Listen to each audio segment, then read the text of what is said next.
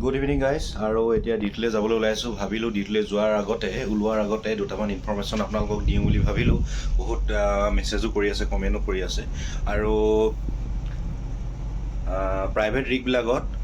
apply কৰা প্ৰচেছবিলাক কেনেকুৱা ধৰণৰ বা প্ৰচেছ কেনেকুৱা কমেণ্ট কৰি সুধি আছিলে তাৰ ওপৰতে ভিডিঅ'টো বনাওঁ বুলি ভাবিলোঁ চাওক আপোনালোকে যদি প্ৰাইভেট ৰিগত এপ্লাই কৰিব বিচাৰিছে অনলাইনটো নাই সুবিধা নাই অনলাইন আপুনি দিবলৈ সুবিধা তেনেকুৱা নাই এতিয়ালৈকে হোৱা নাই যেনেকৈ চৰকাৰী চাকৰিবিলাক হৈ আছে তো অফলাইনে কৰিব লাগিব আপোনালোকে নিজে ব্যক্তিগতভাৱে আহি অফিচত বায়'ডাটাবিলাক দিব লাগিব নিজৰ আৰু বায়'ডাটাবিলাক দিয়াৰ পাছত আপোনালোকে খবৰ ল'ব লাগিব তেতিয়াহে আপুনি চাকৰি এটা পাবলৈ সক্ষম হ'ব আৰু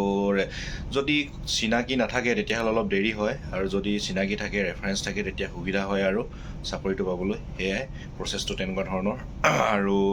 আপোনালোকে তাতে বায়'ডাটাখিনি দিলে চাকৰি পাম এনেকুৱা নহয় তাত খবৰ খাতি ল'ব লাগিব তেতিয়াহে চাকৰিটো পাবলৈ সক্ষম হ'ব তো প্ৰাইভেট ৰিগত এপ্লাই কৰা প্ৰচেছটো তেনেকুৱা ধৰণৰ জয় অসম